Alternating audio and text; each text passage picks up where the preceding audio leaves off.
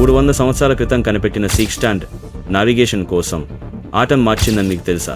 కాబట్టి అది ఎలా పనిచేస్తుంది? మొదట సిక్స్టాంట్ యొక్క ఆర్క్ పూర్తి వృత్తంలో 60 లేదా 16వ వంతు ఉంటుంది.